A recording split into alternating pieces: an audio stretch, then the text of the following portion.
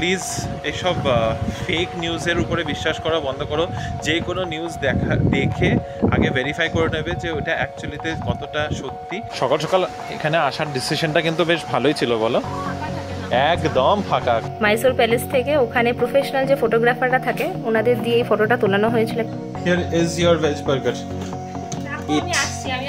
আবার সেই ধুলাধুলি নিয়ে বসেছে। কালকে হচ্ছে, আগামীকাল হচ্ছে হলো মাদার্স ডে। তো মাদার্স ডে আগে পৌঁছে যেত, শাড়িগুলো হাতে পেতে একটু ভালো লাগতো। টর্চার যদি কেউ করতে জানে ওটা হচ্ছে আমার বউ। পুরো ডাল শুদ্ধ ঠিক। এটা ওটা বুকের মতো লাগছে, এটাকে র‍্যাপ করে দিয়ে দিলেও হয়ে যায় কিন্তু, না বলো? ভাই অলরেডি বেরিয়ে গেছে। আগে দিকে তোমাদেরকে বলছিলাম তিনজন একসাথে আর বেরোবো না, ভাইকে পাঠিয়ে দেওয়া হয়েছে। 1টা বাজে মুভি শেষ হলো। মুভিটা বেশ ভালোই লাগলো, বেশ মজা ছিল। নো ক্যাব, নো অটো, কিভাবে বাড়ি যাবো?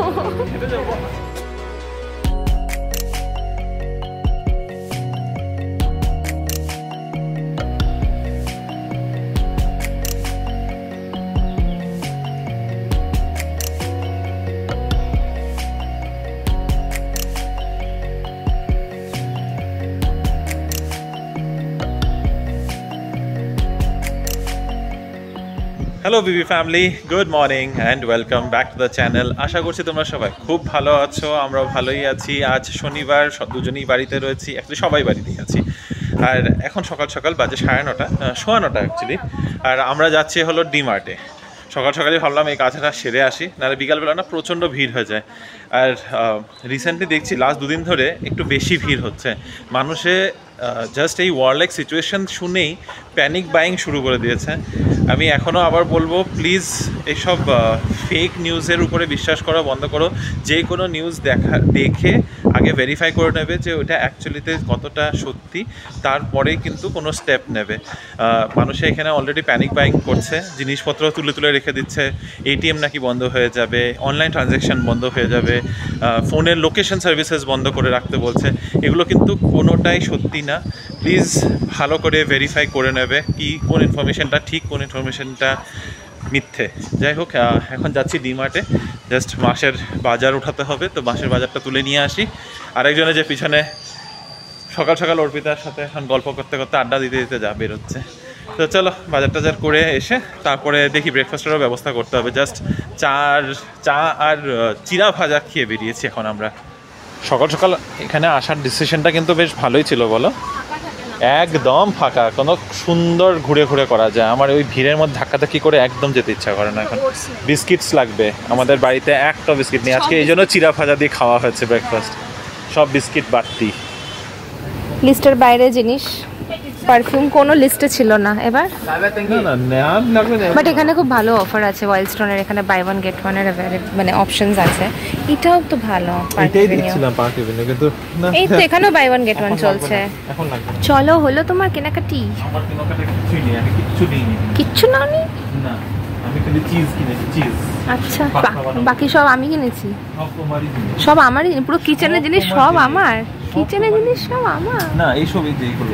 এইটা তো আমি, দেখো আমি কি কিনেছি, দুটো টাওয়েল কিনেছি তো ডাস্টিং এর জন্য। তো এগুলো সব তোমার। আচ্ছা, ডিমার্ট থেকে এসেই কিচেনে ঢুকে পড়েছি। আজ শনিবার, তো আজ অ্যাজ পার আর রুলস আজকে কিচেনের দায়িত্ব আমার। তবে না, আজকে রিনিও ঢুকবে। রিনির আজকে দুপুরবেলা ও একটা জিনিস বানাবে, মোচার ব্রেন সিদ্ধ। তো মোচার ব্রেন সিদ্ধটা ও বানাবে, আমিও বানাতে পারি কিন্তু ওর হাতেরটা বেশি বেটার হয়। আর আমার আজকে দুপুরবেলা রান্না রয়েছে হলো সেই কাঁকরোল এনেছিলাম পরশুদিন, কাঁকরোলের পুর বানাবো, ওটা আমি বানাবো। তবে আজকে নিরামিষের উপর দিয়ে হবে সবটা। জেপটো এসছে মনে হয়। আর হ্যাঁ, এখন আপাতত ব্রেকফাস্ট বানাবো। তো ব্রেকফাস্টে আজকে হচ্ছে হলো ভেজ বার্গার। এই প্যাটি কোথায়, সরি, ডিমার্ট থেকে এখন এই প্যাটিগুলো নিয়ে এসেছি, রেডি টু ইট ফ্রোজেন প্যাটিগুলো। তো এটাকে এখন এয়ার ফ্রায়ারে দেবো। এয়ার ফ্রায়ারে দিয়ে ঝটপট করে বানসও নিয়ে এসেছি, বার্গার বান। এটার মধ্যে ঝটপট করে হয়ে যাবে। চিজ আছে, লেটেস্ট অর্ডার করেছি জেপটোর থেকে আরও কয়েকটা জিনিস অর্ডার করা ছিল। আজকে জানতে পারলাম ডিমার্টে নাকি এখন আর ম্যাচ বক্স বিক্রি করে না। ঠাকুরের জন্য ম্যাচ বক্স আনতে হতো, বললো নাকি ম্যাচ বক্স বিক্রি করে না, কারণ ওই মানুষরা ওখানের মধ্যে নাকি ওই ম্যাচের কাঠি জ্বালিয়ে জ্বালিয়ে ফেলে। তো এই জন্য এখন ম্যাচ বক্স রাখা বন্ধ করে দিয়েছে। তো এগুলো সব অর্ডার করেছি, জেপটো চলে আসছে। আমি ব্রেকফাস্ট রেডি করে ফেলে ঝটপট করে, অলরেডি দেরি হয়ে গেছে, 10:30 বাজে। আমাদের আজকে Saturday special breakfast veg burger, ছোট্ট করে, একদম simple. No, here is your veg burger.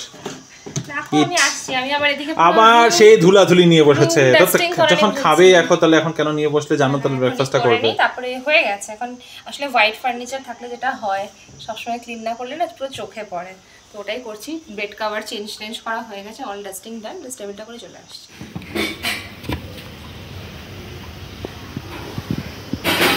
আমাদের স্টাডি টেবিলের ওপরে জায়গাটা যখন গুছিয়েছিলাম তখন তোমাদের দেখেছিলাম, বাট এই নতুন ফটোর এডিশনটা তো তোমাদের দেখানোই হয়নি। মাইসোর প্যালেস থেকে ওখানে প্রফেশনাল যে ফটোগ্রাফাররা থাকে ওনাদের দিয়ে এই ফটোটা তোলানো হয়েছিল, একটা বড় সাইজে, আর খুব সুন্দর এসছে ফটোটা। আমাদের দুজনের ভীষণ পছন্দ হয়েছিল। আর এই যে ডে লাইটে প্যালেসটা এত সুন্দর লাগে, এই মানে ডিটেলসগুলো এত সুন্দরভাবে বোঝা যায়।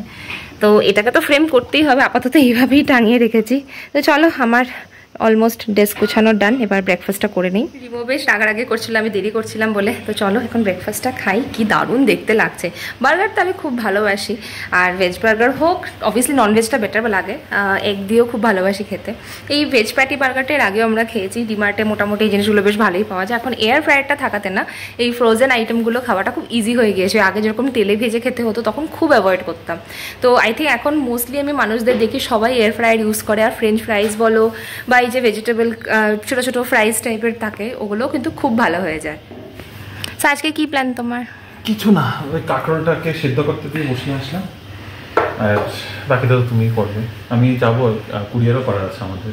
হ্যাঁ, কুরিয়ারটা কি সেটা বলবে কি? কিছু না, এটা কুরিয়ার সারপ্রাইজ। সারপ্রাইজ কিছু না, কুরিয়ারের ভিতরে ওই যেগুলো মাছের থেকে শাড়িগুলো এনেছিলাম সেটাই আছে বেসিক্যালি। হ্যাঁ, মাদের জন্য আমরা এখন কুরিয়ারটা করে দেবো।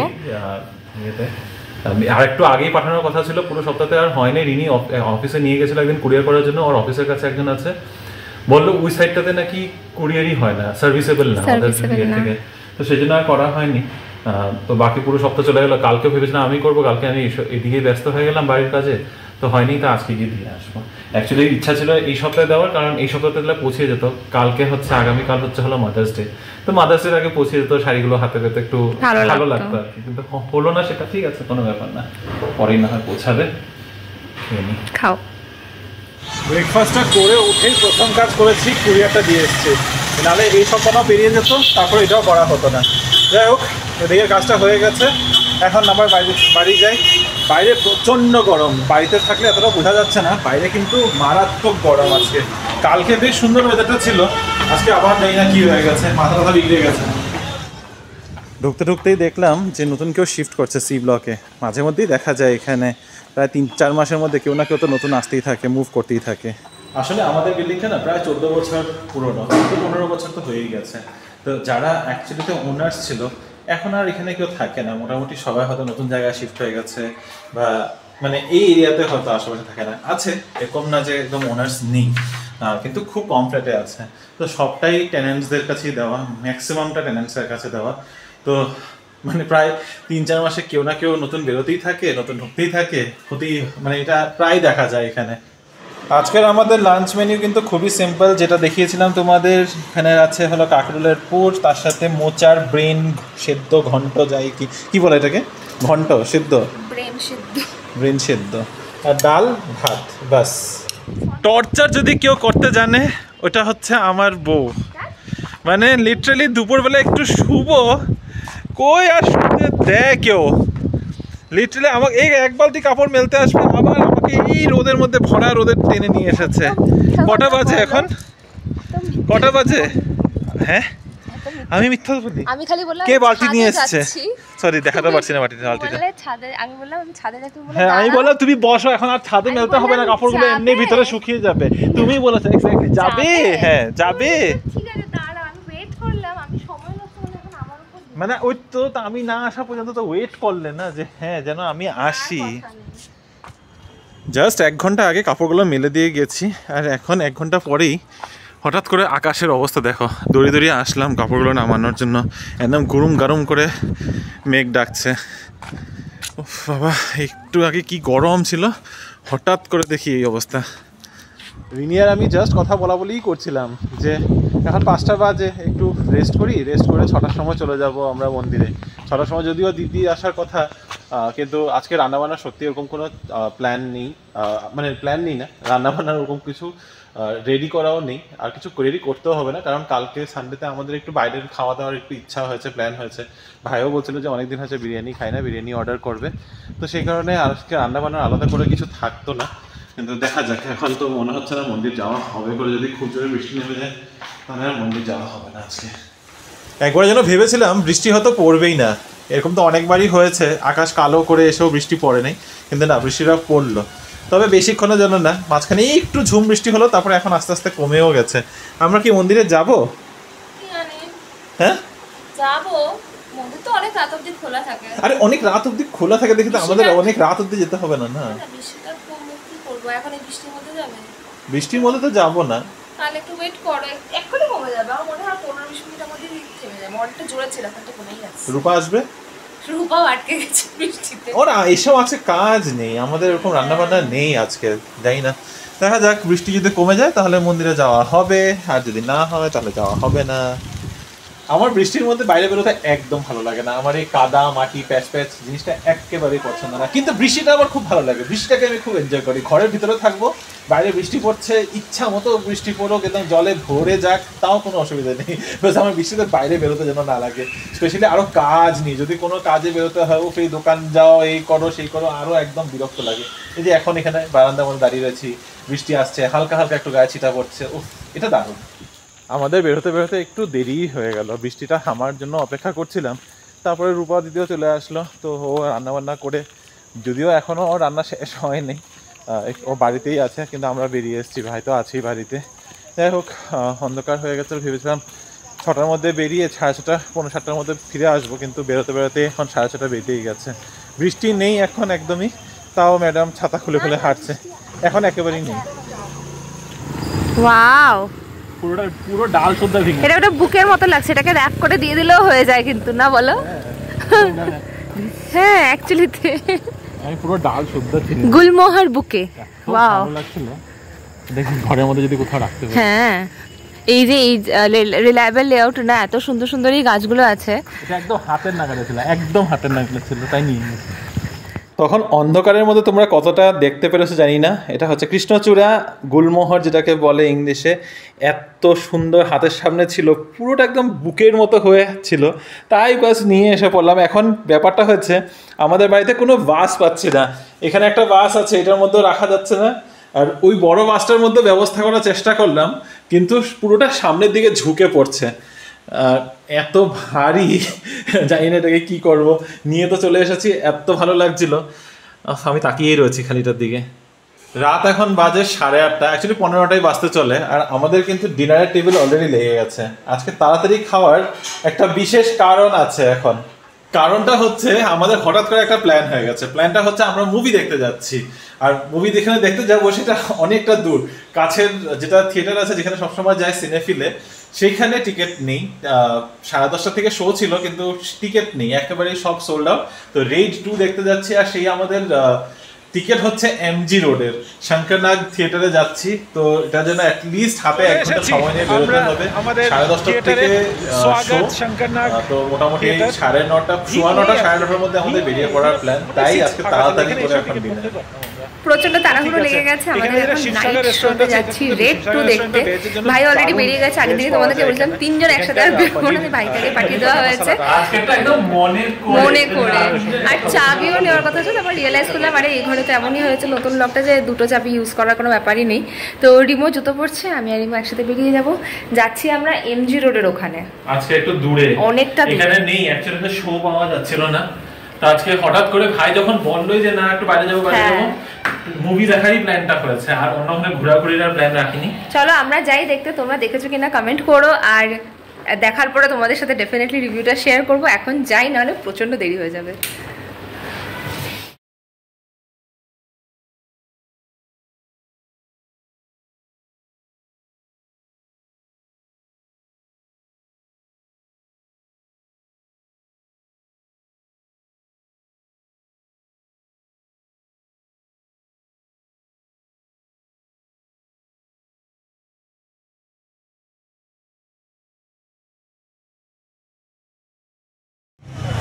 আমাদের শো টাইমিং হচ্ছে 10:30, 10:30 বেজে গেছে কিন্তু এখনও গেটই খোলেনি। আমরা ওই জন্য দাঁড়িয়েই আছি এখানে বাইরে। মনে হয় আগের শোটা জাস্ট শেষ হলো, পাবলিক বেরোনো শুরু হয়েছে, এরপরে ঢুকবো আমরা। ফাইনালি গেটটা খুললো আর আমরা চলেছি। প্রচুর ভিড়, হাউসফুল নাকি? হাউসফুল, এখানে সিটস অনেক তো। ও এখানে যদি একটাই স্ক্রিন। राजा को पकड़ने के लिए हमेशा किले पे हमला करना जरूरी नहीं। শেষ হলো মুভি, বাজে একটা বাজে মুভি শেষ হলো। মুভিটা বেশ ভালোই লাগলো, বেশ মজা ছিল। এরকম টাইপের মুভি দেখে মজা লাগে, এই মার দাঙ্গা মুভি দেখে মজা লাগে না। যাই হোক, এখন ক্যাব বুক করতে হবে। ক্যাব বুক করে বাড়ি যাব। বাড়ি পৌঁছাতে তো আরও আধা ঘন্টা তো লাগবে মিনিমাম এখন রাত্রেবেলা, তারপর দেখা যায়। আনন্দ করে মুভি তো দেখে বেরোলাম। এখন বাজে হলো প্রায় 1:15 বা 1:30 বলতে পারো। রাস্তায় ভিড়টা দেখো, প্রচুর ভিড়, প্রচুর গাড়ি চলছে, ইভেন পুলিশ চেকিংও চলছে সবখানে। যদিও সেটা এটা মানে এরকম নয় যেটা ওয়ার্ল্ড লাইফ সিচুয়েশনের জন্য রয়েছে, এটা সব সময় ব্যাঙ্গালোর ইজ ভেরি কমন। উইকেন্ডগুলোতে রাতের বেলাতে পুলিশ ভেরি মাচ অ্যাক্টিভ থাকে এবং বেশ ভালো চেকিং চলে এখানে, স্পেশালি ড্রিঙ্ক অ্যান্ড ড্রাইভ এসব কিছু অ্যাভয়েড করার জন্য, বা হেলমেট ছাড়া কেউ যদি ট্রাভেল করে সেগুলোকে অ্যাভয়েড করার জন্য।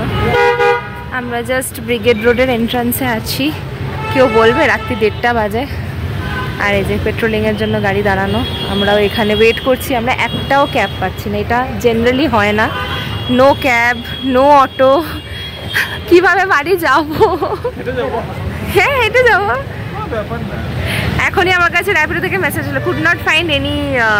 বাড়ি ঢুকতে ঢুকতে রাত এখন 2:30 বেজে গেছে, আর শরীরে এনার্জি নেই। কোনো রকম রেস্ট ছেড়ে ফ্রেশ হয়ে এখন যাব ঘুমাতে। আমাদের আজকের দিনটা তো বেশ ভালোই কেটেছে, আশা করছি তোমাদেরও ভালোই লেগেছে। যদি ভালো লেগে থাকে please do like, share, comment and subscribe to our channel Bengaluru Bengalese. কালকে আরও একটা এক্সাইটিং দিন হতে চলেছে। কালকে অনেক কিছু প্ল্যান করা আছে আগের থেকেই, তো দেখি, আশা করছি ওইভাবেই প্ল্যানগুলো এক্সিকিউট করতে পারবো। এনিওয়ে, তো দেখা হবে তোমাদের সাথে কাল একটা নতুন দিন, নতুন ব্লগ, নতুন গল্প নিয়ে। Till then stay safe and take care, good night, bye by.